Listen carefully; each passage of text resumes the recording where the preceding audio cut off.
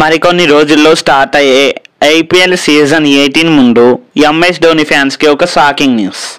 రీసెంట్గానే MS Dhoni IPL 2025 కోసం 100% ఫిట్గా లేనని తెలిపారు.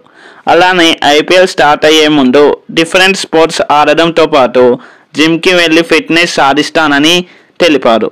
అయితే మన అందరికీ తెలిసిందే ఎంఎస్ ధోని ఐపీఎల్లో one of the successful captain అని. సిఎస్కేని 5 సార్లు ఛాంపియన్గా నిలబెట్టిన కెప్టెన్. అయితే ధోని ఫ్యాన్స్ ఆందోళన చెందాల్సిన అవసరం లేదు. ఎందుకంటే ధోని 16th సీజన్ సమయంలో కూడా నీ ఇంజరీకి వెళ్ళి నెక్స్ట్ 17th సీజన్ వరకు అంటే ఐపీఎల్ 2024లో ఫిట్నెస్ సాధించారు. ఫిట్నెస్ సాధించడమే కాదు, ఐపీఎల్ 2024లో 220 స్ట్రైక్ రేట్తో బ్యాటింగ్ చేసి తన అభిమానులను అలరించారు. సో ధోని ఐపీఎల్ 2025కి ముందు ఫిట్నెస్ సాధించి మళ్ళీ ఆడుతారు.